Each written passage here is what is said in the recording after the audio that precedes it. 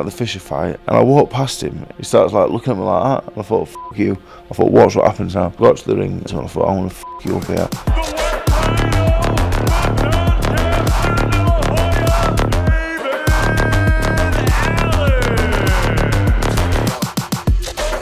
But gambling probably at the worst. I was gambling everything that I had. As I got a bit older, I was gambling way more money, tens of thousands of pounds, maybe into hundreds of thousands actually overall. You've sparred with the who's who. Who's the best you've been in the ring with? Tyson Fury, I think. I sparred Usyk, but I still think Fury's the best. And he was COVID. I was like once in 2 weeks. So then I got chinned on the last day. So we went from bad to worse. So I messaged Ed and I said, "Here, I'll box Nick Webb. I'll give you 20 grand purse, yeah? And if you win, because you won't win, I'll give you an extra 30 grand. And I said, sound. Anyway, I'm in the changing rooms, thinking, I can't be arsed with this. I get a tap on the shoulder with Nigel, Benn. He went, "Are you going to win tonight?" I said, I don't think so. He went, "Yeah, you're going to win this fight." And I looked at him and said, "Yeah, fuck it." I said, "I want to go win it." I don't want to be disrespectful in any way when I say this. Why have you never gone that next step? Welcome back to First Round TV. When I started this podcast, this was the one person that I was, or one of the main people that I was looking forward to getting on it, and I mean that, honestly. The geezer has made me laugh more times than most people with his unorthodox honesty. The White Rhino, Dave Allen. How are you, mate? I'm very well, thank you. Yeah, I'm very... What episode number is this? Five? Thought we'd done more than that. Five or six, yeah. Well, it's good to get You've been evasive. It's been difficult to get you sat down. No, obviously, like I said, I've got a big fight coming up, but you know what I mean? I'll make time for you. But he's wearing polo, Ralph Lauren now. Changed. I'm back in the big time. It's like 2019 again. Yeah? Yeah, when you were my coach. Good times, actually, weren't they? We'll get to that. Yeah, we'll get to that. Yeah, don't peek too early. And I'm going to sort of fast forward before I go back, right? I'm going to start with this. Johnny Fisher said he was too polite last time and is coming in nastier this time. What's your thoughts on that? I couldn't care less, to be honest. I'm not boxing until 5 weeks Saturday. I don't know what you want me to say. I don't know. No, don't bother. I don't care. No, I just don't care at all. You get like this sometimes. I won't even care on the day. What's he going to do? What's he only going to hit me? You say you don't care, but I know you do. No, really. I'm not saying that I don't care about the fight. What I'm saying is, what did he say again? He said he didn't take you serious. He didn't take me serious? No, sorry. He said he was too polite last time, and this time he's going to come in nastier. I'm not being funny, but he did try to take me off in the first round. He did, didn't he? Yeah. And I just went,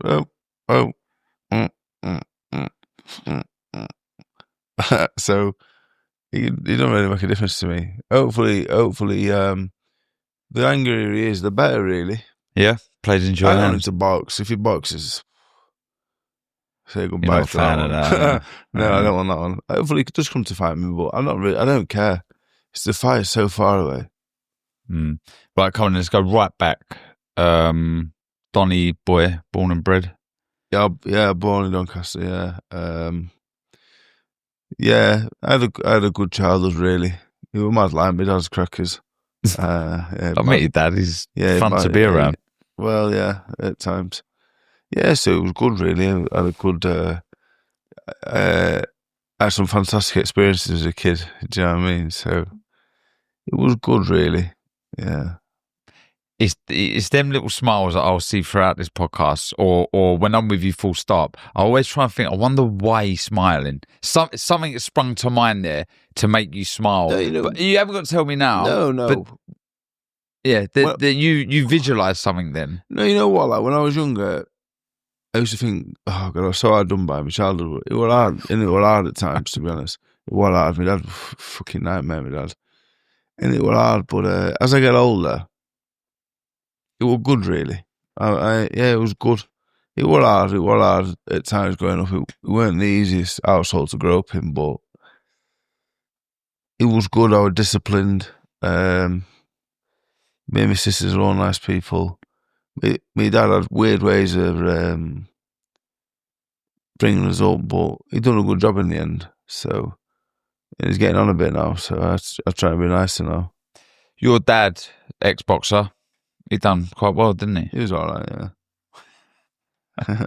But obviously, he was your route into boxing. No, you know what happened? I went to GCSE results day. I turned up and I failed everything. And my favourite teacher came up to me, and Mr. Taylor, he shook his head and said, "I'm so disappointed." He said, "Because you're a really bright kid, and you just." But there was stuff going on in my life. To be honest, in year 11, there's some stuff going off. There's some mad stuff going off, and I used to go to school and that, but my life at home, there's some mad stuff going off at home. So, and basically, my dad weren't around when I was in year 11. My dad weren't at home, and so I failed everything. I've never been a bad kid. I was always a nice kid, but I was doing mad stuff, and I weren't bothering with school and doing whatever. I failed everything, and I just said, I said to my mum, I said, "Look, I'm going to be a boxer. So don't worry about getting a job in that. I'm going to box. So I'm not going to get a job. I'm going to go be a boxer. But don't tell my dad yet. I'll tell him when I'm ready." And I went to a local amateur gym. I was only 16, but I was a big lump. And I started knocking granny out of all these grown men in the gym. Yeah, I thought, this is easy, this. So after a couple of weeks, they said, "Are you ready for a fight now?" So I went home. I said to my dad, I said, "Look, I've been boxing. So I'm a boxer now." I said, "Come and watch me. See what you think." So he came and watched me spar. And he said, "You're absolutely terrible." He said, "You can't box for toffee." He said, he said, "You got something." He took me to Brendan Ingle's gym the next day. And that was the start of it, yeah. And I was at Brendan's 5 days a week, I think, for about 2 years. And then how many fights later was it that you won the NABC, your first national title? I did have my first amateur fight as I was 18. Oh, so you was just in the gym for a couple of years? For like 18 months, I think, right. 16 to 18. My first amateur fight was terrible. My mum said, "Get a job," because I won, but it was really bad. I was terrified, to be honest. And I won, and a couple of months later, about sinking, stopped me in a round.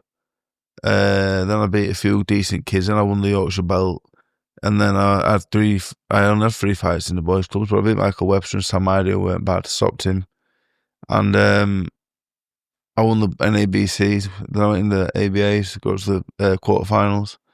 And I got a place in the Great Britain squad. Who beat you in the quarters? Simon Barkley. Right. He was 2-time ABA champion.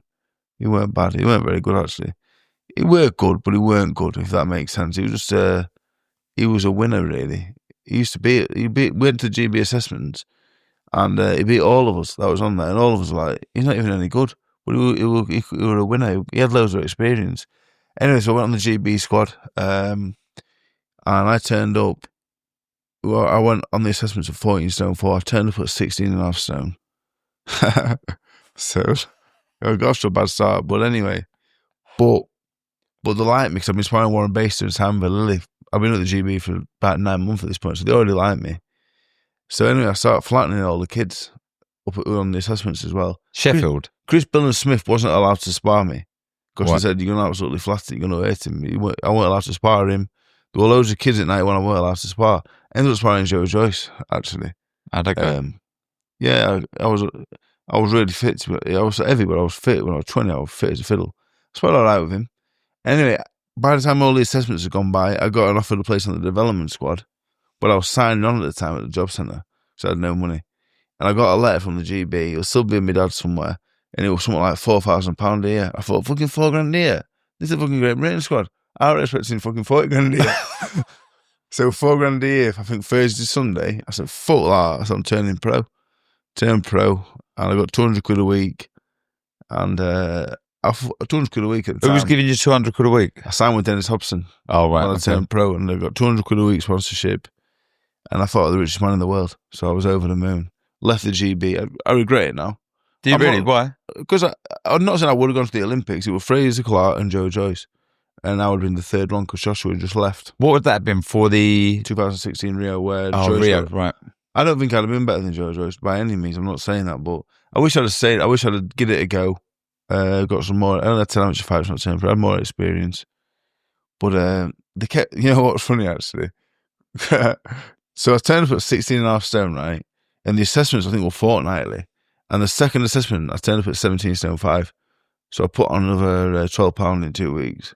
It was Paul Walmsley. I remember Paul. And he never put, paddled in. Yeah. And he put me on the scales for everybody. And I thought, you're not embarrassing me because I know I'm a fat you know.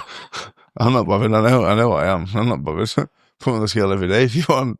It's only going to go creeping up. But I couldn't keep out the takeaway shop. I know 2 o'clock. I only caught one out from home in Sheffield. Couldn't keep out of trouble and that. And I started turning pro. Yeah, mad really. How did the link up with Hobson come about then? How did you sort of transition into the pros? There was a kid from Doncaster called Carl Spencer, and he was being trained by Kevin Sanders, who trained Nigel Benn, I think, for a few. He did. That's right. Yeah. And I went up to spar him. That's when we come from spar. I said, yeah, I sparred. And on that first day, Kev Sanders said, oh, you're going to be heavyweight champion of the world. Who said that? Kevin Sanders said, you're going to be heavyweight champion of the world. And I thought, sound. So they offered me 200 quid a week, which was a hell of a lot of money for me at the time because I never had nothing. And they said, we'll look after you. So yeah, and Kev trained me, I think, for my first 3 pro fights, and now we're with Dennis, yeah. Yeah. First 5 fights, you win them all. Just a quick question. In those 5 fights, how many knockdowns had you scored? In the first 5 fights? Do you know the answer? I do. I know Chesney down once. Yeah, go on. Petselli twice. Mihailov once. Nagy twice. 6 times. I've got 5. I did knock Matuvu down. What? Moses Matuvu, I did knock down. So, you know when I boxed No. I've got you dropped. I haven't got who you dropped, but my first 5 you pro scored fights, 5 knockdowns. I scored 6 actually. You scored 6. I boxed Moses Matuvu. Box rec. Moses Matuvu, my 5th fight, yeah. And I was terrible. And everyone was, I could hear, and I'll never forget it. Someone went, the White Rhino, more like the White Donkey. And it's stuck with me. It stuck with me. What was that? It was Moses Matuvu at the Octagon in Sheffield. I was 21. I was fat as butter. But if you look at my boxing, my weight, I was getting progressively heavier as well early on in my career. And my 6th fight, I actually drew. Yeah, I've got that. Against a 1-1-on-1 opponent. No, well, let me tell you something about Plum and Nicolov, right? He was a very good amateur. When I was fighting Hellenius 2016, Bogdan Dino was there. Bogdan Dino obviously boxed around me. I was talking to Bogdan. He said, you boxed Plum and Nicolov. And I looked at him and I thought, do you know him? He said, oh, brilliant amateur. If you go on his box, he actually boxed. I think he boxed Jarno Rosberg, and he boxed Bulgaria for years. And I just saw 1-1-on-1. And I said, I'll flatten him, no problem. Mick Marsden at the time training me now. So yeah, 1-1-on-1, he'll do. Probably still to this day, maybe the hardest fight I ever had. He was the only man I've ever boxed that was physically stronger than me. Really? He backed me up the whole fight and beat me up the last 2 rounds. If he'd gone 6 rounds, he'd have stopped me. I was struggling at the bell, yeah. I was only 21, and I was fat as butter. And the night before, I was up till about 6 a.m. I set up to Newcastle at 7 a.m. Are you saying fat as butter? Yeah, fat as butter, yeah. It's like your foot and butter. Yeah, fat. I was fat as fuck, basically. Okay, I understand that. So you draw, everything's going well. You're 5 fights in, you draw. Where's your head at then? I don't know, you know, days were really good to me, to be honest. Like 200 quid a week were great for me. But they'd gone to my head, and it sounds mad now, you know, like, if someone said to me, like, give 200 quid a week, you'd be like, what can I do? Like, you got kids and that. But at the time, it was a lot of money for me, so, and it had gone to my head. It sounds ridiculous, really? don't it? But I was gambling horrifically. I weren't training. Mick Mars used to ring me in the morning to make sure I was at the gym, I think, for 9:30. I used to turn my phone off before I went to bed. I went to bed at 4 o'clock. I turned my phone off. I'd ring him at like 3 o'clock and go, bloody hell, didn't miss your call. I wouldn't go to the gym. I was gambling. I was fat as butter. And then my early years as pro, terrible. Really bad. The way I was living was really, really bad. And at points, I got up to like 21, 22 stone. And I'm a big fella now, but I was just a big fat kid then. It was bad, really. Why do you always fluctuate with your weight? Touching on that, like, what's your Achilles heel? What is it that I've got a horrible body, really, by nature, genetically. Yeah, but your dad's not big, is he? Your mum's got a pot belly, though. My mum's a big bird, and my dad's got a pot belly. I got the worst of both, really. But in my early 20s, basically, I fell out with my mum. So my mum and dad split up, went to live with my mum. She kicked me out, and I ended up living in Leeds. So that's where it went downhill. I ended up out on my own. Oh, I had a girlfriend at the time. I was on my own all the time in Leeds.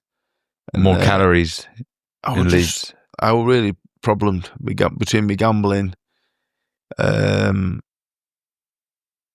self-harming, it really creeped in at this point. I was fucked, to be honest. I was really at the time, I was really bad, yeah. And the boxing was just something I did now and again, really. I weren't a boxer at that point. I was just something I was doing. Is there any chance of boxing saved you at all? In the sense, you mentioned there the mental health side of things, self-harming, the addiction to gambling, trying to channel this into something. Did boxing at all pull you out of it? I think it's difficult because without boxing, I don't know where I'd be really, but... Right, hope you're enjoying the pod. Big news, we have a sponsor. And it's something I use personally myself all the time. We are always on the move. Fight weeks, press tours, international events, and one thing I never mess with is public Wi-Fi. That's why I've got NordVPN. It keeps everything locked up. Bank info, logins, emails, all protected wherever I go. Plus the best part, when I'm traveling, it's nice being able to access the stuff I'd normally stream at home. Shows, news, or live sports coverage, all without hassle. It's quick, covers 10 devices, and it's honestly one of the best value tools out there. At £2.39 a month, it's cheaper than a cup of coffee. To get the best discount off your NordVPN plan, go to nordvpn.com/first round, and our link will give you 4 extra months on the 2-year plan. And there's no risk with Nord's 30-day money-back guarantee. The link is in the description below. We're extremely grateful for all the support we've had so far. And sponsors like this help us continue to bring you the best content in the boxing industry. And now, back to the podcast. Boxing was always there for me, do you know what I mean? Whether I wanted to earn a few quid or, go down to the gym where my friends were. Yeah, without boxing, really, it would have been hard, but I never cared enough to at that point in my life, to dedicate myself or start doing what I was doing. When I lived in Leeds for like 3.5 years, it was a mad 3.5 years, because sometimes I'd forget about it sometimes. And when I think about it, I think, fuck hell, I'm doing some mad shit, really. Just on that, you're in a good place now. You don't gamble anymore, do you?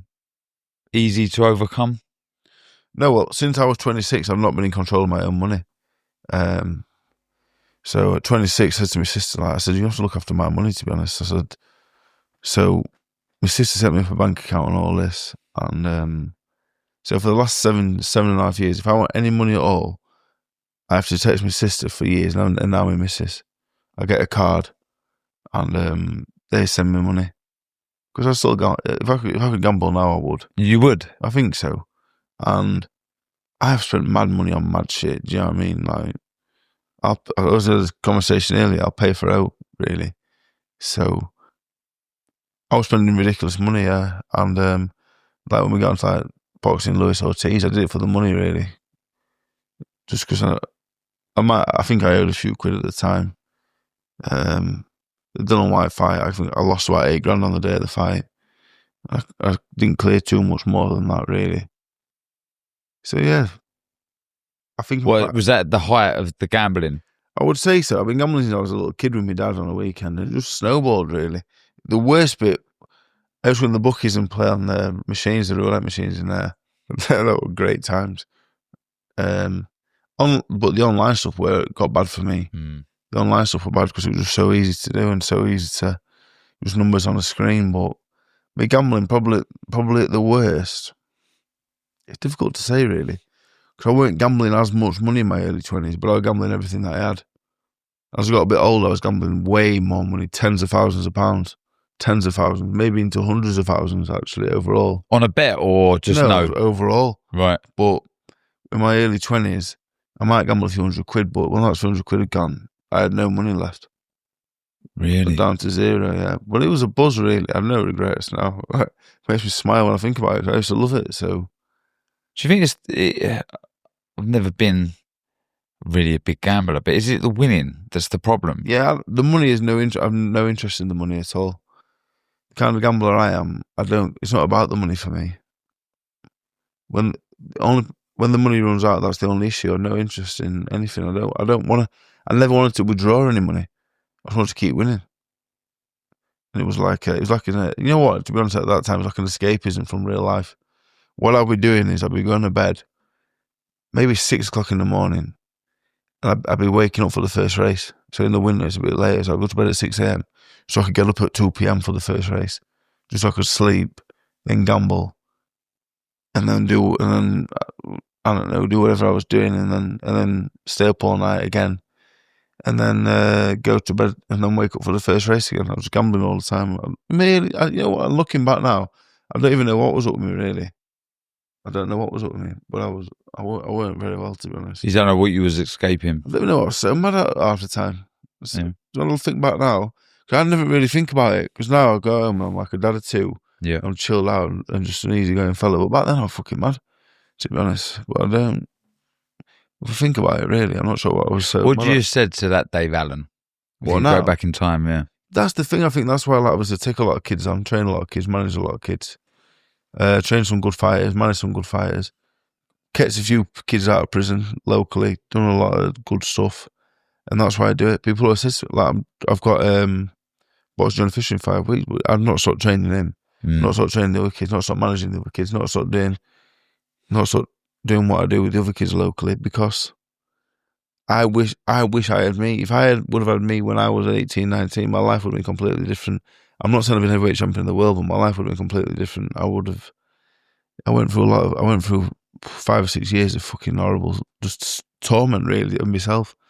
So for me, a lot of people always go, oh, why are you doing this? Like my dad goes mad all the time. Why are you training them and doing this? But I become who I need at that age really, because the relationship with my dad I didn't have that one, so I try and be that for these. Some of them need it, some of them don't. Some of them just need a boxing coach, but some of them need a bit more, and that's what I try and do now, really. And you need it, do you think, to stay busy? I need it as much as them. Yeah. I need it as much as them. Yeah. Started training a kid 7, 8 years ago, and that's when I started to get some stability, really. I was up at 7 o'clock for him to go running, and I had to be home at 5 o'clock to train him. And that's just snowballed on with Joe and the other ones, and it really kept me on the straight and narrow, actually. Yeah, but like I think I trained Joe now 3.5, 4 years. I don't think I've gone missing. I've not gone missing that many. I haven't gone missing at all, really. But I just go missing all the time. Yeah, but not now.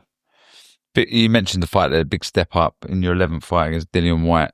You went 10 rounds, lost. What did you know about Dillian around the time? What sort of reputation did he have back then? You know what? I watched Jason Gavin, an absolute stinker on Sky, and they weren't going to put me back on in the home corner because it was a bad performance. I'd only had 10 amateur fights. I'm watching Jason Gavin, who knew what he was doing, and I boxed. It was a bad performance, and basically, you're not going to get back on in the home corner. So I'm going to box. I think I'm going to box in May at Donny Dome. I've got a good memory. I said it. What did I say earlier? I said something earlier. I'm going to box May at Donny Dome. And I said, I'm not doing that. I couldn't sell the ticket either. Could not sell the ticket.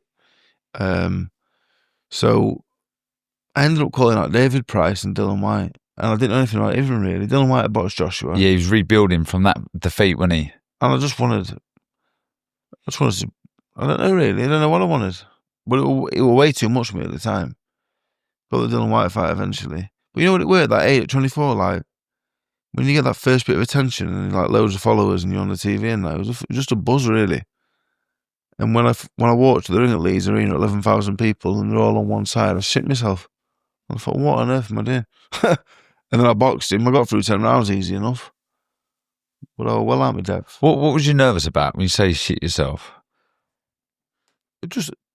I knew I was. That was the first proper. Even though the Bulgarian fella said earlier, give me an hard fight. That was the first one where I thought, I'm probably not going to win this. It was hard work, but I got through it easy enough. Actually, I got through it quite all right. I was going to ask you this. Like, I say this all the time. Yeah, you're one of the most talented fighters, biggest underachievers, I would say. Do you think it was the nerves? What is it? Because look, I don't want to be disrespectful in any way when I say this. You've heard the saying many a times, gym fighters that look amazing gym. I was saying to Joe, I've been in the gym with you and I've stopped training, haven't I? And I've said, how good is that? Yeah. If you can transfer that into the fight, what is it? Why have you never gone that next step? I'm not sure really. I think at the time I boxed Dylan Whyte was too good for me. Same with Lewis Ortiz. Leroy Thomas. The only ones that I lost that I should have won were Leroy Thomas and David Price, really. I have no regrets about the others. I wasn't ready and wasn't good enough. But I should have won the other two, I think, in my opinion.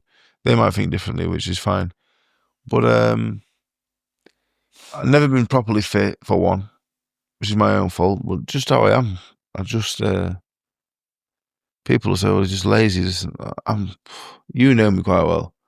Like, I'm just fucking mad, really, aren't I? Yeah. Just, I don't know what it is. I'm just... You're mad, as a box of frogs. I just do what I do. I've no interest what anyone says to me. I'm doing what I'm doing. Not bothered at what cost. Not bothered. So... I don't think you're lazy. I definitely don't, because I've seen with my own eyes. Yeah, when I get to the gym, I work hard. Just, I don't know what it is, really. I don't know. I think I'm a self-sabotager. Yeah. Yeah, I'd when agree things go well, I always self-sabotage. Yeah. Always. When something's about to go really well for me, just fuck it up. Every time. Don't you think you mentioned the regrets there with Thomas and Price? Do you not think if you don't really, make a success of this last stage of your career, you'll be looking back years to come and saying, "Oh." I say that about Price and Thomas, yeah, but I don't care about it. I never think about it ever. Oh, right, okay. I never think about it. Like this Johnny Fisher fight coming up, I should beat Johnny Fisher easily. But will I? I'm not too sure. Pick the truth. What about Lewis Ortiz? Yeah, he was good. Good fight, wasn't he? You know what happened, actually? I was in Leicester with my mate doing some training. And I think it was like 2.5 weeks before Ortiz went to box on that Joshua Molina bill. And I was having a few money problems at the time. And I seen that Ortiz needed an opponent. I remember it's clear as day. I messaged Eddie, said, need an opponent for that Ortiz because I'll box him. But Eddie had unfollowed me around that time as well. Because he followed me for the Dylan Whyte fight. I was slagging his shows off all the time on Twitter. He unfollowed me. I was messaging, I'll box at Ortiz. And he got back to me and said, sound. I said, all right, you can have it if you want. But I've not been in the gym. I think I've been in the gym a handful of times since I've not really trained for 3 or 4 months. But I wasn't really bothered. I know to get the money, and I've always been confident that I'm never going to get knocked out. So I just took it. Got stopped, didn't you? I did get stopped. Yeah. No, do you know what happened in the Ortiz fight? Yeah. So I'm boxing Lewis Ortiz, right? And the first round, I was at the corner to make Mars, and I said, "He fucking shit him." I said, "We're going to win this." I said, "We're going to win." I said, "I just won the first round." I did win the first round. I promise you, go back and watch it. I'll watch it. Anyway, second round, yeah, he fucking belted me with an uppercut. I didn't know what day it were. I went back after the second round, and I don't think we're going to get through this. I was absolutely knackered, yeah. And I got to the 7th, and then about a minute left of the 7th, I was in reverse. I couldn't get out of reverse. My legs I couldn't move forward. If you watch the fight, I'll just go here to here to here to here, and he'll punch my head in. And he shouldn't have stopped it because I would have got through that last round. Really? He might have hurt me, but he would never put me over the moon for Sundays. But my legs, I couldn't get out of reverse. I was in reverse gear. It was so weird. Like my legs, I couldn't move forward. And I low blowed him actually with a minute to go in the 7th. Intentionally? Yeah. Like a fuck off. Fucking leave me alone. And you know what? Yeah, he just stood back, took a deep breath, and then just walked me down and punched my head in again. But yeah. He was good. Very good fight. I probably have to say he was one of the worst fights I've ever watched live. When he fought Malik Scott, a bad that in Monte Carlo. I boxed him the fight after, like 4 weeks after, and they wanted a big performance from him. Yeah. If I was fit, I'd have gone through 8 rounds, no problem at all. I weren't fit, and I got stopped with 1 round to go, but it is what it is. You know what? I always wanted to just box everybody as well. I'll box anybody, me. I'm not really. So you weren't bothered after that fight, like losing, really? No, you know what? It affected you too much. Split my tongue open. That was the biggest problem I had. My tongue's too big for my mouth ever since. He split my tongue open in the 2nd round with the uppercut, and it literally slit a massive hole in my tongue. What are you saying? Your tongue's too big for your mouth, full stop, or since that fight? Since the fight, I bit it in my tongue. See? I had my tongue. That's why sometimes a bit lispy sometimes. And I bit a massive hole in my tongue, and I was swallowing blood and that, and it was horrific actually. Is it a regular injury? Do you bite it often? Yeah, because when I'm concentrating on like this, I'm always like, it's like you got a little mouth when you do yeah. When I'm concentrating, tongue will come out, and I would bite it all the time. Actually, yeah. Do you? Yeah, it works. It's not good. Yeah. Then the 2 fights for Leroy Thomas, like you said, must leave a sour taste in your mouth. Yeah. The first. It was a southpaw though, weren't it? And you know what? I got a call. I was in bed, right? And I got a call off Eddie. He said, "Look, you're gonna box a Commonwealth title." No, he didn't actually. He said, "You're gonna box Leroy Thomas. Send me the box rec." And I remember thinking, "Oh, that's a good 6." I thought it was a 6 or 8 rounder. I thought, "Oh, that's sound." I watched him box Brazil not tomorrow. I said to her, "Well, how many rounds? 6 or 8? It's for the Commonwealth title." Anyway, I'm ringing everyone. Look, I'm gonna win the Commonwealth title. Yeah, Bramwell Lane, easy fight. This, trust me. So I didn't really train for 10 weeks. Turned up. And they caught me in Sheffield on the day of the fight. I was fucking going around the bars in Sheffield and that on the day of the fight, me, because I thought it was terrible. So around Sheffield, me, with all the fans and that, celebrating. Because I'm already Commonwealth champion in my head. I've already won it. So I'm in these bars in Sheffield. What's that pub called, Joe, at the top of near Town Hall? Yates, is it? I'm in Yates, me. I think I was stood on the table in Yates. Anyway, I got beat on a split, yeah. Eddie got wind of what I've been fucking doing. And he went ballistic, actually. They did an interview already after slating me, yeah. But obviously, it's my own fault. So, But then, I was always surprised because obviously you're cutting the second one.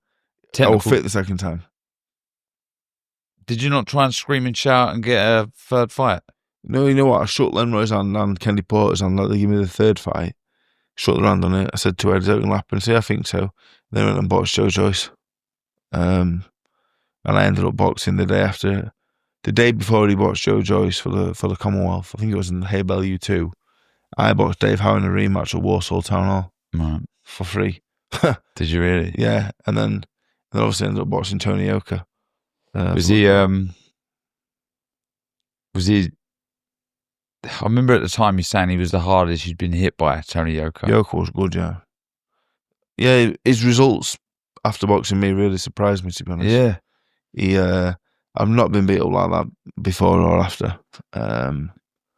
He absolutely battered me. But again, I took it on 3 weeks' notice. The money was all right. I took it on 3 weeks' notice. I'd not trained since the Thomas fight in March. This is end of June. Turned up in France. I was on the back of the French newspaper called, you know, like the White Rhino. They called me the Fat Pig. They called me the Fat Pig. Did they really? Yeah, Fat Pig. Yeah. Waiting before or after the fight? Before the fight. The picture was at the weigh-in saying like it was like Tony Yoka beating up poor opposition again. White Rhino more like Fat Pig. But out of curiosity, who translated the paper for you? I laughed at it. I was fat. But again, at that point in my career, I'm back on the no one cares again, do you know what I mean? Like the thing with Matchroom, couldn't beat Thomas, so they're not really interested. Needs a few quid again. So I went and bought Yoka. You know what? The French, obviously, they looked at the state at me, but they cheered me out, actually. Did they? Yeah, because I gave it a go. I got absolutely battered as well. I was really bad concussed after that fight. I was really bad, sick as a pig. Couldn't see for days because my forehead was that swollen. My this bit here was swelled over my eyes. He gave me a really, really bad good hiding. He stopped me with about a minute and a half to go. And the referee stopped it. And I'll never forget. I said, "What the fuck are you doing?" to the referee. We didn't speak in English. "What the fuck are you doing?" Oh, right, go at him. So I've got a minute and a half left. We didn't speak in English, I don't think. So he just kept going, You were right to stop it in hindsight, but at the time I was fuming because I've got beat up for 9.5 rounds. At least let me see the end. Yeah. Or pull me out 5 rounds ago because I was never going to win it. And that's why now I'm big on like, you know, you see 10 and 12 rounders, like Conor Walker's over there, he was losing to Scarf, you know what I mean? And he turned it around. But when you see really one-sided fights, you just think, get them out. Yeah. If I were looking after me at the time, I'd have been out after 5 or 6 with Yoka. I took a great hiding that night. Not many people saw it, actually, because it weren't shown live in the UK. But I took a really bad good hiding. And I ended up boxing again 5 weeks after against Nick Webb. Yeah, well, let's talk about this one. Let's up it a little bit. Let's get a bit more upbeat. Fucked. After Yoka, I was fucked. Couldn't leave the house for about 2 weeks. I couldn't handle sunlight. I had to shut curtains. That was a good attempt to, you know, lift the no, well, let me tell you what happened. I was sick as a pig, yeah? Go on. And again, I'm bugging Eddie. Joe Joyce, I think, was meant to watch Nick Webb, you know. And Joe Joyce turned it down for whatever reason. So I messaged Ed and I said, here, I'll box Webb. And Eddie was like, and ahhing because Yoka had battered me. And again, I'd not been in the gym for 3.5 weeks, but I thought, fuck it, it's a bit of money. And I was going to retire if I lost to Webb. That was definite. I said, I'll retire because I had that many losses. I'm not going nowhere. And Webb, I thought, if I can't beat him, what's the point? So I said to Ed, and Ed went, all right, this is what I'll do for you. I said, what are you going to pay me? So what I got is a 20 grand purse, yeah? I said, fucking hell, Ed, can you not give me more than that? I'll give you a 20 grand purse, yeah? And if you win, because you won't win, I'll give you an extra 30 grand. That's what he said, yeah? And I said, sound. I said, we'll take that deal, that's fine by me. So I rang with Mars and I said, look, come to my mate's garden if you can, please. We'll do a pad session. So he drove down to Don. He took me on the pads for a couple of hours in the back garden and I was ready to go. Then we went out to London, yeah? And you know what? I felt good all week. I had a really good time. I was up in a hotel till 6 a.m. every morning. I was loving life, to be honest. Me and lads went down. And then the day of the fight, this horrible feeling came over me. I thought, I was fucking concussed really bad only like a month ago. And I thought, I got battered by Yoka. I didn't feel ready to box. I thought, fucking hell. I hope I don't get hurt. Anyway, I'm in the changing rooms and I'm really feeling sorry for myself, thinking, I can't be arsed with this. I get a tap on the shoulder with Nigel Benn. And are you going to win tonight? I said, I don't think so. And he said, no, my mate's a big fan of yours. He said, look, you can win this fight. You're going to win this fight. And I said, do you think so? And obviously, he's probably ain't got a clue. He probably didn't know who I were. Or Webb. He went, yeah, you're going to win this fight. And I looked at him and said, yeah, fuck it. I said, I'm going to go win it. And I did. And it was the easiest fight I've ever had. He was 12-0 as well.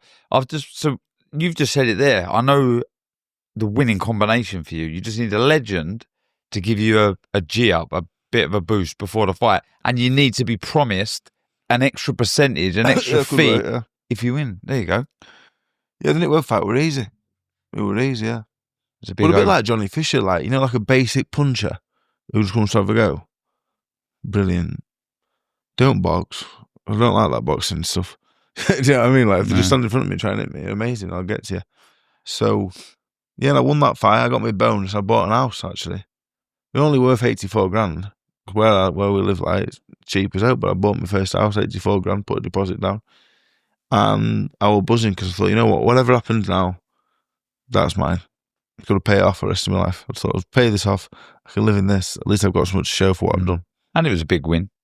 You know, for your career. You know what I beat Webb yet? They stopped the whole show. Everything stopped. Everything stopped. They didn't do anything. They stopped the whole thing. The crowd were literally, they cheered everything I said.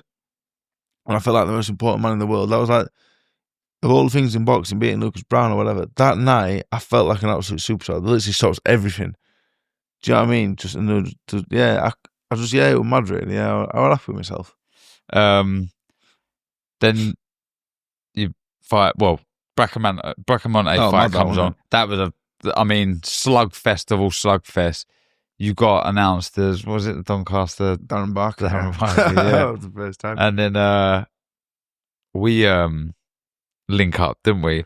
That's when we become friends. I think the Nebo fight we became friends, actually. Yeah. In Newcastle, with us. So me and Nebo. Is that what it was? Crown Plaza, Newcastle, yeah, October 13th, that one. Yeah. We had a good time, didn't we? You know what? It was obviously the Nebo and Bracamonte fights, they were what they were. After Webb, I was in holiday mode. I didn't train for about 4 months, just ticking over.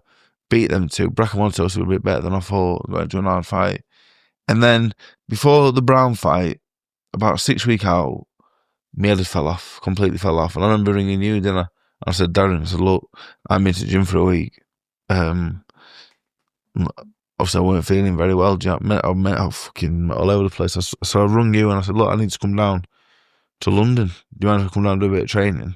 Came down, put a bit of Elton John on. Yeah. And then the Browne fight were amazing. I thought, it worked, didn't it? It just worked, didn't it? It was new, it was fresh. I had a bit between my teeth. We had a good laugh. We trained hard.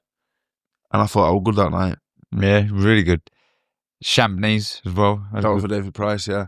Oh, you didn't do that for Browne? That was for Price. Yeah. Oh, okay, that was Price. But that was too good a time. Yeah, I agree. If you give me too good a time.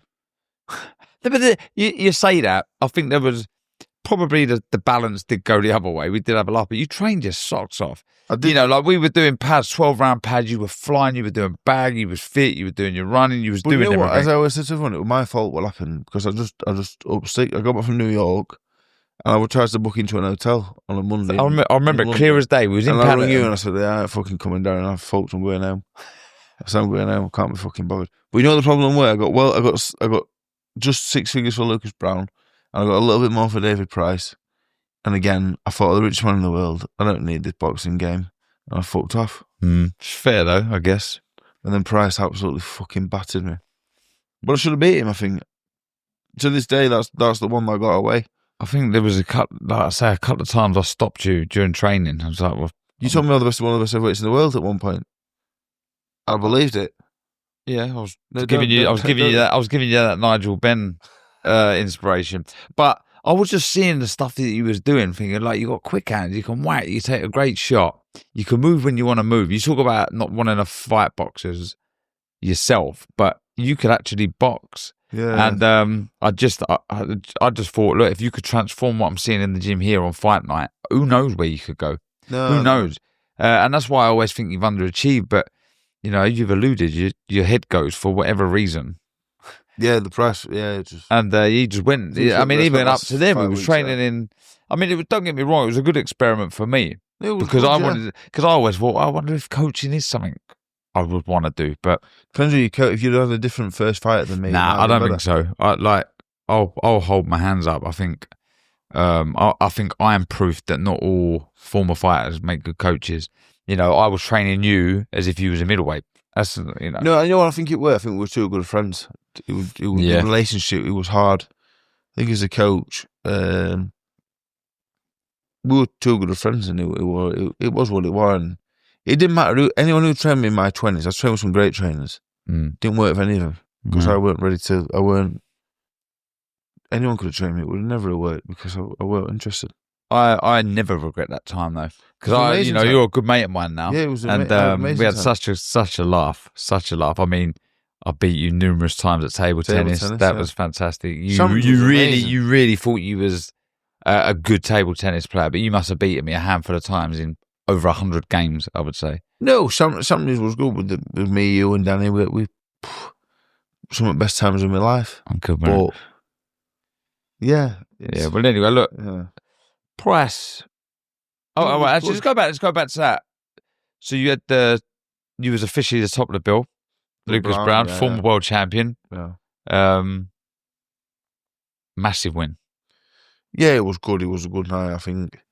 Do you know what? Them good wins. I don't know about you and Conor and that, but like, you know, when you have them big wins, they don't. The joy don't last for long. Do you not think? When I beat Lucas Browne, what do you think? When I beat Lucas Browne, I was buzzing for about 10 minutes, and I was like, it's done now. On to the next one. I think that's probably a good thing. Shows you're ambitious. I'm just a negative person, really. You are a little bit. Yeah. I wonder what you'd be like if you was positive. Half glass, half full. No, I can't do that, I'm afraid, because...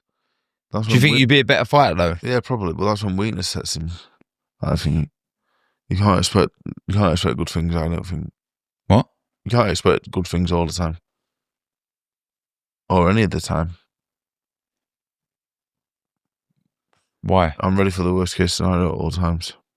You've got proper, excuse the pun, defence against something. Yeah. Why can't, like, this is the life, don't get me wrong, it's hard out there, but this is the land of opportunity. Yeah, but why can't you look at it and think, I could do that, I could do this, I can do that, regardless of boxing? No, I know, but I think, if your expectations are less, you can't get it, I think. Yeah. That makes me sad a little bit, that. Yeah, I know, but you don't need to be sad. Yeah, fair. All right, so we touched on the Price fight. Brilliant build-up, but you lost your head. You lose the fight. And look, it's got to take nothing away from David Price. He was brilliant fight. Yeah, really good. I mean, he really stuck good to a really good game plan. You just never got going and just didn't let your hands go. But again, can't take nothing away from David Price. He was really good, yeah. When did you... when was your firstborn? Before your comeback, August 4th, 2022. and you No. made But you know what? After the prize fight, you would never thought I'd box again, would you? no. When I was in the hospital in the ambulance, I never thought I'd box again. That's what I always said. Anything happened after the prize was a bonus to me. I never thought I'd box again. And in the back of the ambulance, I've never been scared in my life, to be honest. Yeah, that was horrible. So yeah, I never thought I'd box again. So I'm quite chuffed with myself that I did box again. Actually, yeah, you team up with Jamie Moore. Was that before the Fraser Clarke fight? you know what? I was with Jay after. I retired at the end of 2020, but I was training with Jay and Nige from just after lockdown. I was meant to watch Christian Hammer, and then Chris Lovejoy. Then it all fell apart, and I retired. I didn't want to retire. I was sick of a few things, and it weren't boxing. I love boxing. I was on my patio every day. I started training knees. I was on my patio every day. I was always doing a little bit because I love boxing, but it all got too much for me. So I went away for a while. Then I came back and wanted to do the small horse stuff, and I really enjoyed it. And I thought, I'm not making a living doing this. Then I got the Fraser Clarke fight. How did that come about? I'm not sure, you know. Was it presented to you, or did you go chasing that fight? Yeah, it got presented to me, yeah, and I took it. I'd done a lot of sparring with Fraser when we were in our early 20s, and I thought it was going to be an easy night's work, actually. Based on the sparring, I thought, I want to win this. Didn't train. Went to Jamie's with 3 weeks to go to the fight. So I did 2 weeks training, and that was the first time I ever turned up, and I didn't want to be there. In the Clarke fight. In the fight? Yeah, I didn't want to be there. That was the first time. Really? Yeah, I turned Why? up. Because you went back to the corner, and what did he have? He had 2 points taken off. Yeah. So literally one more. I think he should have been disqualified before that, but he was clever what he did. I've got no problem with it. We fell out after the fight, me and him. Don't talk to him. We now. don't talk now. I've got no problem with him. I know him a long time. He's all right. Do you know what I mean? We probably both said and did things we shouldn't have done after, but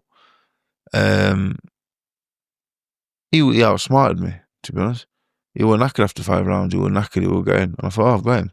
He hit me low. He got a second wind, and I saw my arse and Jackson corner. Yeah, and that's probably another big regret, really. Really? Yeah, you didn't go out. I should have won the fight. Yeah, I should have won the fight. Yeah, to be honest. Well, if I was fit, I feel like I definitely would have won the fight. I'm an idiot, really. I would have sparring 11 years before. I'm thinking, in sparring I was too strong for him. I'll be too strong for him now. And he's a good fighter, big bloke. He trains hard, and he beat me fair and square. So it is what it is. Talk to us about Saudi Arabia. Johnny Fisher, the first fight. How that come about? It was mad, yeah. I got a call off Sam Jones one day saying, we think this Johnny Fisher fight can happen. I thought, really? That was the only fight that was left for me as well. After the Clarke fight, everyone was slagging me off. I'm a quitter, I'm this and that. And that was hurtful, really, because I've always been, if nothing else, I've been tough, if nothing else. That's all I've ever been, really. And all of a sudden, it was like, he's a quitter, is that? I thought, fucking hell. I thought, wow. I went from live, anyway, just talking about the Fisher fight, and eventually it got made. They gave me 12 weeks notice, and I thought, this kid's he's not a world beater, him. So I trained, I put a good shift in, I put a decent shift in, and I turned up Saudi Arabia. But the problem is, in the back of my mind, I thought, with the Clarke fight, if you quit once, you'll quit again. The prize fight, I didn't see as a quit. I thought I would dying, to be honest. The prize fight, I didn't see that as a quit, because I thought, if I carried on, I thought I'd have fucking died. Well, the Clarke fight, I quit. I really did quit. I jacked it, and I thought, didn't want to be there. So when I turned up at Saudi Arabia, I thought, am I going to quit again? I thought, if I quit again, I'm done. And all week, I get in my own head me sometimes. I thought, I'm not going to win this fight. I'm finished. I'm shot to pieces. I'm saying to people, I can't win this. I'm finished. Then on the night, I go to the changing rooms, and Johnny Fisher walked past me. And this is funny, actually, with what he started with. He walked past me on the way. I think I was on the way. We got drug tested before the fight over there. And I walked past him, and he was looking at me like he's going to do something. Like, proper scowling at me. And I thought, you cheeky bastard. No, because I thought, well, fucking mates me, and he was scowling at me. I thought, who the fuck are you scowling at? Like, probably, dead-eyeing me. And till he did that, I was just like, I'm just going to turn, like, I'll do what I do, see what happens. And as soon as he walked past me and he was like fucking looking at me like he's bad and that. And I thought, you fucked up. I thought, I'm going to fuck you up now. Like, I don't like that. Just be like, I'm a nice fella, mate. I'm not going to scowl at anyone. Like, I thought, if you just, I was about to smile at him, going, all right, mate, because we're going to fight in 2 hours, but he was bothered. It's only a boxing match. He starts like looking at me like that. And I thought, fuck you. I thought, watch what happens now. So I got in the changing room, warmed up, got to the ring, and I looked at him and I thought, I'm going to fuck you up here. But I thought, only if you know, I thought, depends how good he is. First 30 seconds, I thought, he's not that good, to be honest. Because I'm not as good as I used to be, nowhere near. I'm a bit older, a bit slower, a bit less interested. After 30 seconds, he hit me, and I thought, well, that didn't bother me. Hit me some decent body shots, caught me with a few good shots, and I thought, you fucked it. And then after 3 rounds, I thought, I want to stop him. And in the 5th round, I had him going. I weren't fit enough to get him out of there, but I thought I might have nicked it. But I had no, not really bothered. Did you show a bit of inexperience with a knockdown? Who, me? No, Johnny. I think both of us, even me, tried to finish the job 100 miles an hour. I think inside, like, I'm experienced, me, and you know, like, because I've been fighting, I've got really clever over the years. We get inside and I'd be like, break. I tell him when to break. And on the knockdown, I'm not sure if I said break or not, I'm not sure, but all the way through, I'll be like, break. Don't put that, one at a time, don't put that fucking elbow in my face. I said, put that fucking elbow in my face again. Because he kept putting his elbow up, and I said, put that fucking elbow in my face again. And he's such a nice kid, he went, oh, sorry. He said sorry a few times. I said, don't put that fucking elbow in my face. Because you know what I'm like, I'm a nice fella really, if I fucking lose my rag, I'm losing my rag. So don't put that fucking elbow in my face again. And I said break to him a few times, but when I knocked him down, I'm not sure, I might have said break and then hit him. Which is like the other day with TKV and thingy. Yeah. I'm not sure if I did or not, but during that's experience though. Yeah. And the worry is he's going to be better this time. Because this time when we're inside and I'm digging away to the body and I want to rest, I say break. He's going, I'm not fucking breaking, I'm going to keep working. Do you know what I mean? So my advantage in certain ways have gone from the first fight, but good, he's a good tough kid. But I've been in with a lot better, that's the problem. How was your impression of him before the fight? Because obviously he sparred a long time ago. He was a raw novice. He wasn't novice. as good as I expected. I expected a lot better. Okay, he wasn't as good. No. The physicality when we sparred, I thought, wow. Can you remember when we sparred? Yeah. And I was like, fuck me. I thought, who the fuck's he? God, he was strong, wasn't he? Yeah. And he hit hard. And I boxed him and I thought, he weren't that strong and he didn't hit that hard. And I thought, fucking hell, I thought, that's weird.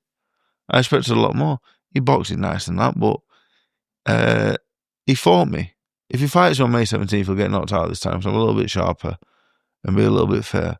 If he boxes me, it's going to be hard work for me, of course it is, but I don't think at the copper box he can hold it together and box.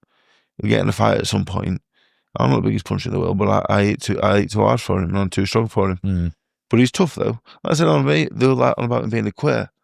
And I thought, what I genuinely thought at the press conference, I thought, why are you antagonising me? I've just made good money the last fight. I'm making great money for this fight. History tells you that if you leave me the fuck alone, I'll self-implode. And you're trying to wind me up. I thought, why are you trying to wind me up? That's the worst thing you could do. Just leave me to it. Leave me alone. Mm. But it didn't get under my skin. But I thought, well, all right then. If that's how you want to play it, I'll get in the gym. What are you expecting the outcome to be? Do you think you stop Johnny? I think I have to stop him. Not because of the judges. I just think I have to stop him. I don't think I'm going to win 6 rounds. I think he's going to box. I think I have to stop him, yeah. What if you win? Trilogy? Yeah, I'm not bothered, really. The thing is, for me, it's like the first fight meant everything to me. I wanted to put things right. I don't care about this fight. It's just business, really. Just want to beat him and move on to the next one. There's not really any meaning in it for me, to be honest. I'm not going to, I was going to ask, like, what's the goals after this? That's ridiculous. As a former fighter, I shouldn't ask that question because you're fully focused on Johnny Fisher. But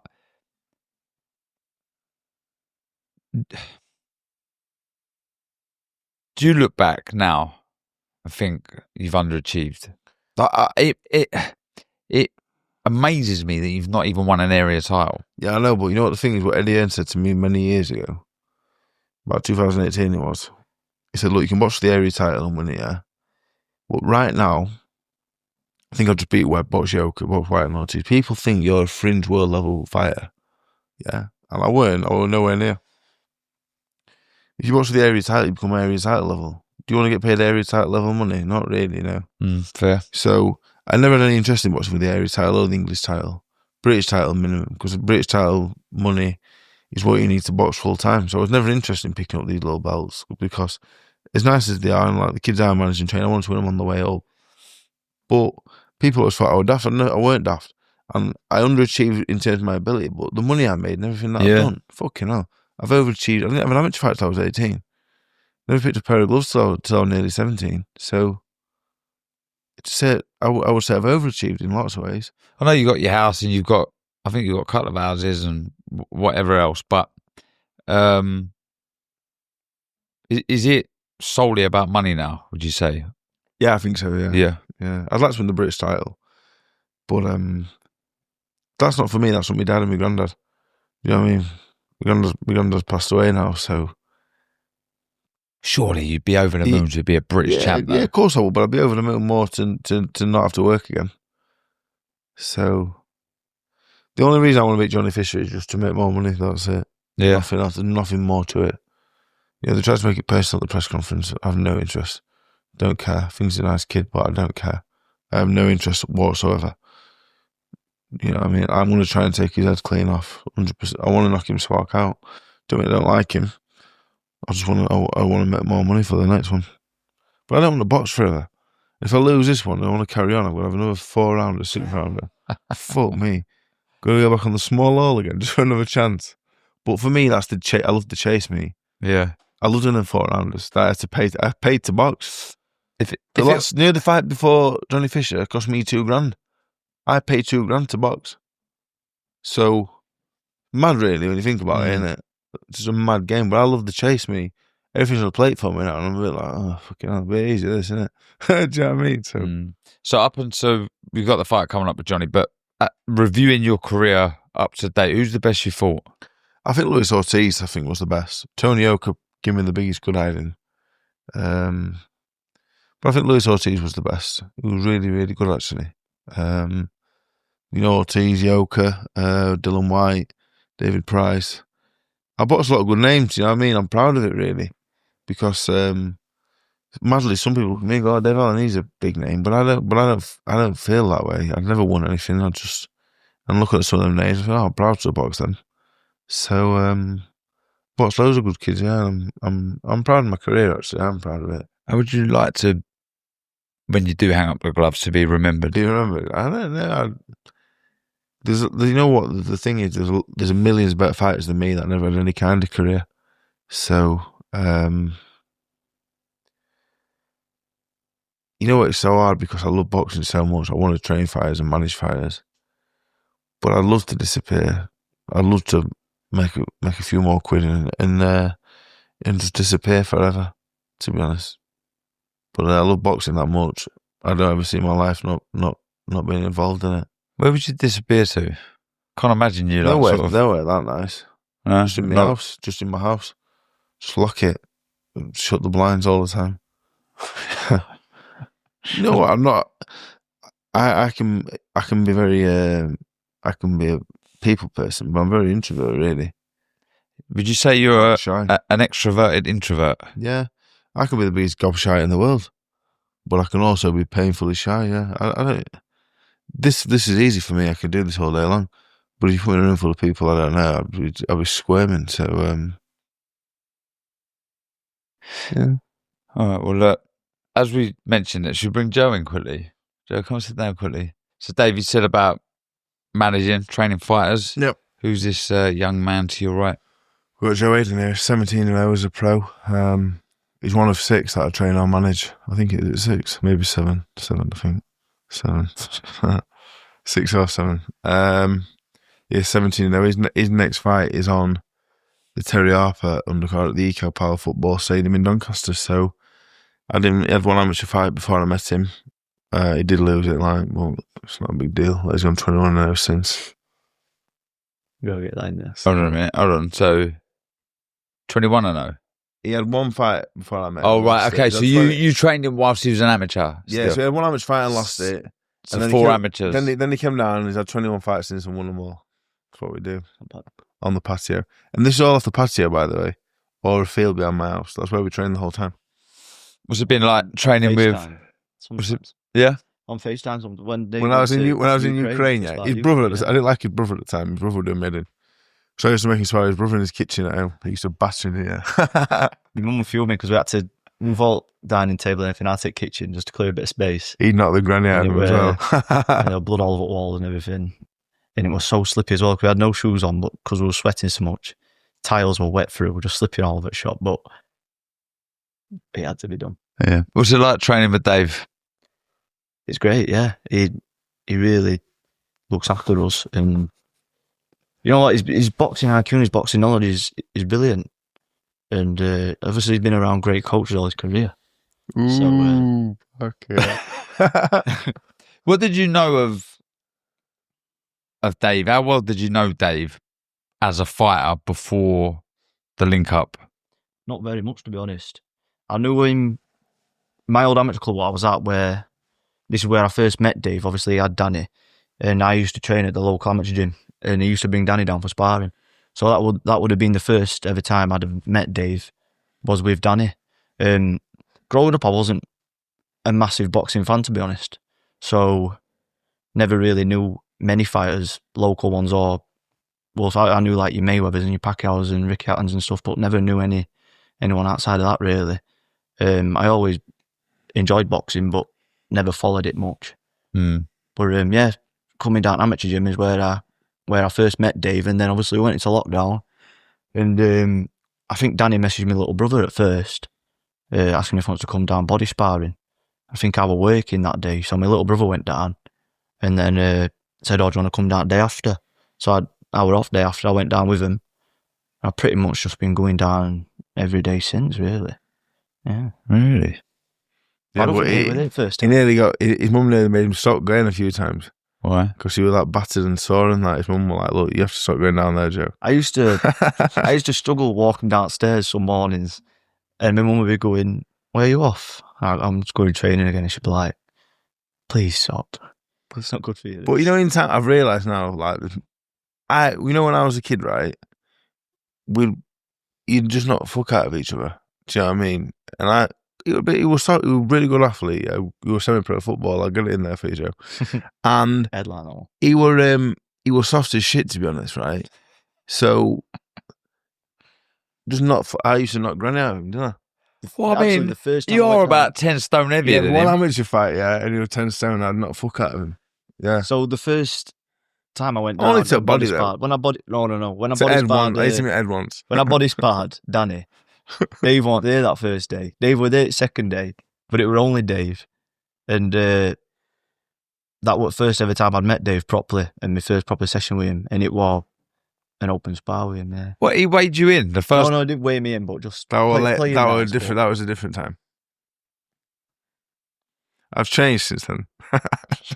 But you know what's funny? I was listening to a podcast this morning, a Jason Fox one, yeah, and he was saying about in the army how they completely break you down in army and rebuild you. That's what I did to him. And I feel like that's what Yeah. Dave did with me. Yeah. No, honestly, completely stripped me down. he was soft as shit at and first. just rebuilt me. Tell the truth, were you soft or not? Terrible. Yeah. Yeah, but in all fair, Terrible. I thought I would. He thought you were bad. So, But like I said, what did I say earlier? He thought you were bad. I had to show him that you weren't. but it's how I was brought up. When you were at Repton as a kid, did you spar hard? yeah. Very hard. And you had to. And a few times, I had a few tears and I had a few whatever else. But I said to him, I said, "Joe, stick it out, son. You'll be fine. Keep sticking it out. Keep coming back. You'll be fine." You know what I do with all of them? It's a true story. I caught one of my boxers smoking weed in my back garden once. Yeah. And I don't take it too far. You beat him. You bend him. You don't break him. Do you know what I mean? So I said to him, I said, "Look, you'll be fine." When it gets to a certain point, when I knew that he was all in and he could do it, then that stuff stops. But you can't wait. You can't waste your time. I don't think. But it is brutal. Well, that's how my dad treated me, and that's how it is. Especially you have to. I love it, me, to be honest. I'm into all that stuff. It's like he tried to get rid of me at first. I was too stubborn. I tried ages. I tried 6 stubborn. months to get rid of him. Yeah. Looking back, I was. Yeah. Oh, no, I when you was say- pretty bad looking back, but To get rid of him? was all I right. tried to get rid of him for 6 months. Yeah. He kept turning up at my house for training. I thought, fucking hell, he's useless. This kid. I can't be arsed. So I remember on one occasion, I got the barbell. I'll put 100 kilo on it. I said, Joe, I want 10 reps a deadlift with that thing, yeah? There was a sprint around my estate, which will take about 2 minutes, and I want 20 of them. And he fucking did all 20 of them. And I thought, oh, fucking hell. And he come back down the next day, hobbling down. I said, look, I want 20 rounds with Danny or whatever. He'd do them. Next day, I want you to run, I'm ready to run a few marathons, fucking 20 miles, and run 20 miles. He came back for fucking hell. And then, over time, his boxing got progressively better. Yeah. I thought, fair play. Signed up to box amateur. He had 4 fights in quick succession, won all 4. Sparred a few pros, sparred Jack Cattrall, sparred Dalton Smith.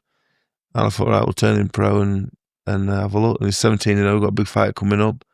And no, he's a good fighter now, yeah. I don't aspire him no more. What's the goal then? What's the plan? So if I had with Joe, so I've had a crystal ball now, this time next year. He wants to be British champion at some point. You know, British welterweight champion Conor Walker's over there. That's the dream, really. People talk about world titles and that, but look, you've been world champion, haven't you? It's mad, really. But you know, like, I'm a realist, me, and I'm not jumping on his dreams saying you're not gonna be world champion, but that British title is a be all and end all. And if you win that, you don't know where you can go, do you? As you know yourself, you win it, it opens up. Yeah. You can box some fucking shit Italian for European, maybe. Do you know what I mean? That's the no, I'm not about you. I'm not about just in general. So you just don't know. But if he can win the British title, and I just said to him from day one, like, I just thought, mate, and I love it, mate. And you know what? He's such a nice kid, but I think he'll become an even nicer kid. Anyone that comes to train with us, Joe, they end up being nicer kids for it, I think. You know, I've genuinely do, yeah. Boxing gyms where you find some of the nicest people going, I think, yeah. Genuinely. We turned some lights on that patio. Yours? Yeah, I think so, yeah. I've become a better person for knocking them out with these, to be honest. Yeah. All right, Joe, you can piss off now. Good luck. You sparred with the who's who during your career. Yeah. Who's the best you've been in the ring with? Tyson Fury, I think. I still think that now. Yeah, I sparred Usyk, but I still think Fury's the best. Really? Yeah. He's that big, you know. Big. You know, Usyk chinned me, but I lost 18 pounds in 2 weeks over there. I was living off bounties and Kit Kats and crisps. That Ukrainian food was crazy. I weren't eating it. That's the truth as well. Really? I had 2 chocolate bars, packet of crisps a day. Maybe a Powerade. That's what I was living on. I lost 18 pounds in 2 weeks. So he was the best you sparred with Fury. I say Fury, yeah. What was that experience with Usyk like? It was shit, to be honest. I hated the Ukraine. The food was terrible. I was starving for 2 weeks. It was awful. He was a lovely man, Usyk. Really nice man. Really nice fella. Fantastic fighter. I didn't have a nice time at all. I was freezing. I went to bed right on the first day. It was bloody lovely. I woke up at 3 in the morning, freezing. It turned cold. It's a mad place over there, you know. Freezing. I did have a good time, actually, and I got chinned on the last day. So it went from bad to worse, actually. Yeah. A good experience, though? No. Wait, and no, not at all. You don't look back now, as hard as it was. You don't think you benefited in any way from it? No. What about obviously paid you as well to go over there? I think I got €2,000. I think for a week. For 2 weeks. Oh, 2 weeks. I think I got €2,000. Yeah. It was COVID, so I was allowed out. I was in the training base, right, and it's all gated off. I was allowed out once in 2 weeks. I went to Kiev. What do you mean? It was COVID. It was gated off. It was gated off. I only let. What do you think I said? I thought you were saying they kept you prisoner. Well, more or less, yeah. I only allowed out once, and I had a KFC, and it was unbelievable as well. By the way, 30 wings to do over there in a box. Yeah, then. So you got $2,000 for 2 weeks. Would you go back there again? I spent half of it before I left. Hold on. Would you go back there for 2 weeks for $10,000? Have I got to spar him again? Yeah. Probably not. $20,000. 2 weeks. $20,000. You got to spar with him 4 times. No. 4 times a week. It's not even the sparring. I was starving. And do you know what the thing is? You wouldn't go out there. $20,000. $50,000. I don't like flying either, do I? $100,000. Yeah, probably. It was good, you know. It was good in parts. But you know the problem with me, sparring trips are good. Have you sparred abroad, haven't you? Kessler, yeah. Some good, sparring abroad. There's positives and negatives. I would say. I was like, you hated every second of it. It wasn't because of the food. It's just hard and horrible. You can't escape it. I love Poland. When I went to Poland 2014, I sparred Arthur Spielke. Unbelievable. Will AJ Fury ever happen? I think so, yeah. You know what? I think we might get... I'd like to see Joshua Huey Fury. Really? Yeah. Are you just saying that because Huey's your mate? A little bit, yeah. Yeah. But also, imagine if Joshua beat Huey Fury and then he boxed Tyson after. Okay, well, I was going to ask you. Cinema. It's pure cinema, that, isn't it? Okay. What should AJ do next? Fight Huey Fury. Yeah. I would actually like to see. I watched Huey Fury the other day, actually. Yeah, I'd like to see that. I think it's interesting, isn't it? Mm. Do you not think? I don't. Joshua. I don't think you could. Yeah. No. I think it's a hard sell. Who do you want Joshua to box then? Fury. What, straight away? Yeah. Who's Joshua lost to? Usyk twice. Oh, Dubois. I'd watch Joshua Dubois again. Yeah, I would. I thought that was a fucking fight. And Joshua coming back into that as well in the fifth. He was, wasn't he? He was onto him, but he had Dubois in it. Yeah. All straight onto that right hand, though. And you'd think, wouldn't you, if that's your fast track back to a world title fight? If I was Straight Joshua, in. I'd want Dubois, yeah. I personally would want Dubois, but the Fury fight is massive. Joshua Fury, it's going to be the biggest fight in British boxing as long as they're both under the age of 47. Innit? It's massive, isn't it? Who should Usyk fight next? I want him to retire, actually. Really? Yeah. He's beat everybody. What's left for him to beat Dubois again? Why? It's getting more and more dangerous. He's not a big fella, Usyk, as well, you know. He's only slight, really. He's not a heavyweight. He's going to get beat. If he carries on, he's going to get beat. And why would he get beat? What's he getting beat for? Who beats him? Dubois could beat him.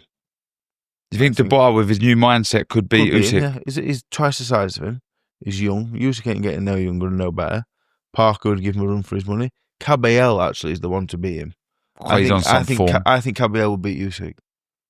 I would pick Cabell. If anyone in the world picks one to beat Usyk, Cabell beats him. Not now. Yeah, Cabell beats him now. You think Cabell beats Usyk now? 100%, yeah. Really? 100%. 1,000%, yeah. He's had a couple of good wins, hasn't he? No, he looked very good against Zhang, beat Sanchez. Yeah, Cabell beats him. Yeah. It'd be like 2014 again if that fight happened. The lot would be going on him. Everything. Really? Yeah. Cabell beats Usyk 1,000,000%. They'll run for him. Really? 100%. And Bacoli could beat him as well, I think. Do you not really look at that defeat to Parker? Because he was such late notice. Nothing, no. Bacoli's one of the best I ever sparred, actually. Really? Bacoli's right up there as well, actually, yeah. He's in the top tier. The top tier, Usyk, Fury, Klitschko, Vladimir Klitschko I sparred, actually. How was that? Fucking horrible. Was that him or was that just Ukraine again? No, I was in Austria. Oh, okay. Beautiful. He's suffocating with his footwork. I was panicking. His feet were unbelievable. Never seen nothing like it. They rung me up and said, look, they rung me at Mars and look, we're looking for a 6 foot, what's in pure, when someone's 6'5", 6'6", stand up boxer, have you got anyone? And Mick went, well, it's no good for you. I said, ring them back now, I'm 6'5" and I'm a stand up boxer. I turned up, yeah, little fat thing, I was about 21.5 stone, fat as fuck. And they put me straight in with Klitschko. They put me in first. I was in first with him. I ran away. I ran. I fainted him for like 8 feints, no punches. Anytime we got close, I grabbed him. And actually, after Klitschko came over, said, oh, you're really good, actually. I said, oh, really? He went, yeah, but you're going home. Sent me home straight away. Because you weren't a sole stand-up fighter? He said, you know what we're looking for. But I'd lie again every day of the week to go back. It was unbelievable. The food in there, Stangelvert Hotel in Austria. Oh, so you're a big fan of Austria? I was there with Kevin Johnson, Dylan Whyte, Ismail Silak. And I was only 22. I was obese as well at the time. I'm morbidly obese at the time. But it was on the back of the Poland trip as well, actually. As we say, where would you rather go, Austria or Poland? Oh, Poland, 100%. Oh. Yeah. Probably not now at this time in my life. Couldn't keep up.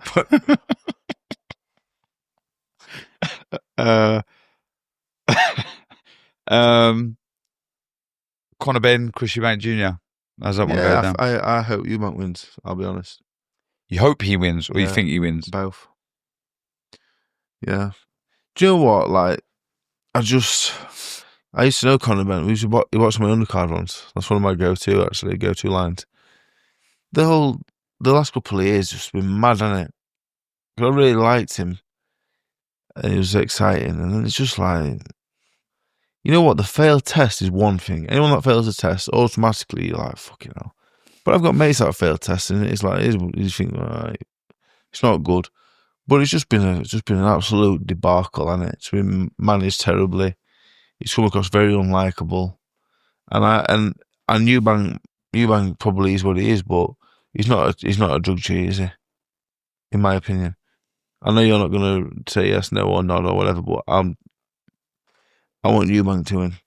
Okay. To be honest, and I've not seen Conor Benn for years. He was the loveliest kid in the world, but he's a nice bloke. Away from the camera, and he's a good fella. But the last couple of years, as you know, when it comes to that kind of level of boxing, I'm just a fan like anybody else. I only see what's on the TV, and you just think, come on, mate, come on. But Eubank's too big for him, way too big. Ben's never boxed anybody, has he? He's never boxed anybody any good at welterweight. Never mind at middleweight. It's a mismatch, really, on paper. I'm not saying Eubank might be dead at the weight and finish, but on all known form, Eubank absolutely flattens him, I think.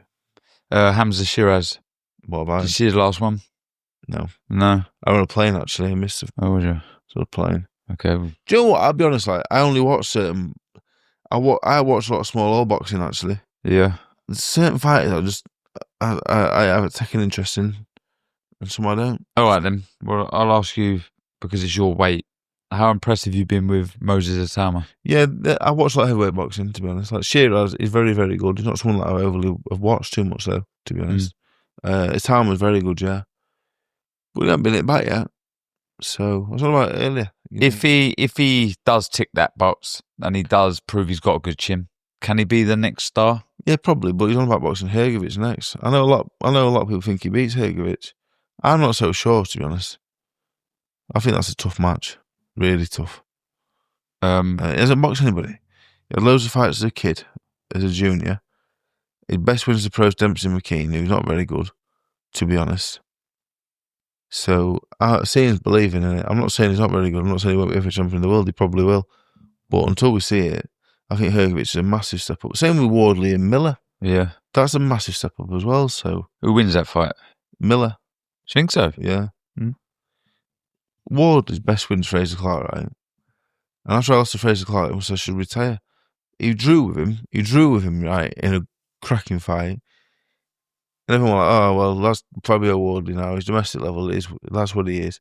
He goes and chins him in one round, and now he's top 10 heavyweight in the world. Nowhere near top 10 heavyweight in the world, not even close. He's not, though, is he?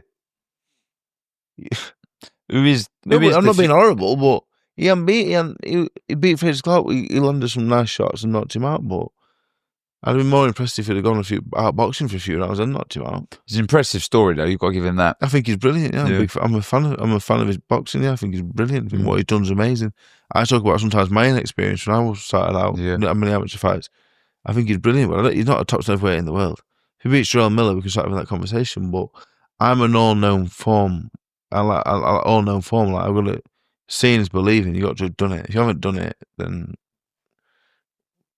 I'm not the best boxer in the world, but I know a little bit, and I'm very opinionated. So, who is the future face of British boxing? The future face of British boxing. That's a good question, Darren. Who do you think it is? Atama? If he, I'm with you. There's that one single box. You've not seen him. Yeah, we don't know. So if he does take a clump and he walks through it, then I'll be like, he's got everything. I mean, he's never been beat as an amateur. No. He's won the world's juniors. Do you think the face has to be a heavyweight?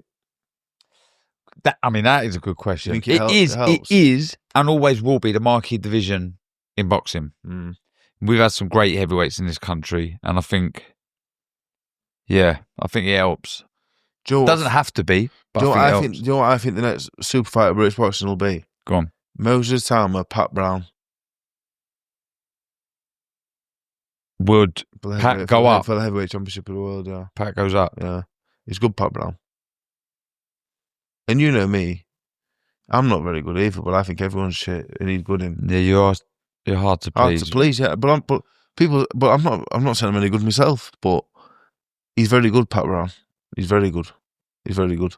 And the amount of the one about him boxing at Old Trafford that sells loads of tickets, and he could be the next face of British boxing. He's gonna. He's gonna. Well, he's had the biggest sign. He's had the biggest deal since Joshua, hasn't he? He's gonna been pushed to the moon. He's gonna put some bums on seats. Yeah, he's exciting, isn't he? Too exciting. His debut was too exciting. I'll put in the stall in. You don't mind that, do you? In a debut, like us as fans, you'd rather have to contain that eagerness, that fight, as opposed to find it. And that will come with experience. I believe. I think Pat has been in the conversation for face of British boxing. Okay, in a couple of years, yeah. Right. And also one other, Conor Walker. Quite. I'll tell you what, he got some guns on him. You can't see him. Conor Walker, genuinely, he's got the biggest head and neck I've ever seen. Yeah.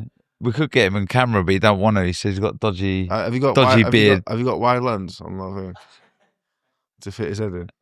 He's going to go up to the light heavyweight as well, isn't he? That's what he is now. I can't believe how big you are. I don't think you look that bad. No, he's like but I will agree, you have got a big head. He has got a big head. I'm not saying you fight built like a bulldog. No, but you said in the car on the way up even, how fat does he look? That's the problem, because I'm squashed down. It makes me look big. You're like a bulldog. Your neck in your head's massive. It's impressive, really. Nick Ball versus Noah Inoue. Did we see it? Anyway, it beats him, I think. Do you think so? Yeah, you know what? Paul Stevenson, everything we're trying. Right, yeah, I'll say that. Yeah, he don't get enough credit. Him, fantastic coach. I spoke to him in Saudi Arabia. To have a gym full of that many kids from scratch, unbelievable, really. But I think Inoue beats. I have to put that in there before I said that Inoue beats Paul. But I like Paul. He's very good. But Inoue, he's master. Yeah, he's a freak, isn't he? And people, anyone that says, "Oh, he is stepping up in weight," and I don't think there's many. I think he'll punch even harder. Nick Ball's not. He's not massive featherweight, is he? Anyway, I don't think the way to do it is just to put it all over him. Like I don't think there'd be many betting against Inoue. You know what? Boxing's in a good place, isn't it? All these fights and they're good, but I like domestic boxing. I like British boxing, to be honest. Your Mount Rushmore of boxing. What, 4 people? Whatever. James Toney, Marvin Hagler. Who else do I like, Joe? Roberto Duran. Cheers, Joe. Who else do I like?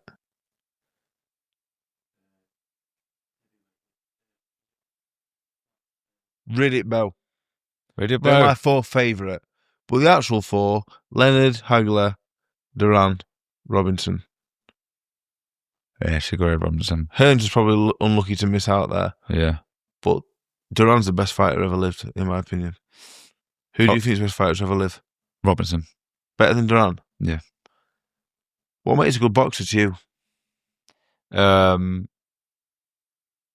The ability to do exactly what is required of a boxer to hit and not be hit. What's a good answer, that?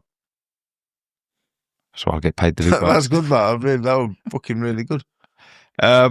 Last question, Dave. It's been a mad journey in and out of the ring. Would you do it all again? What, leaving school and doing this?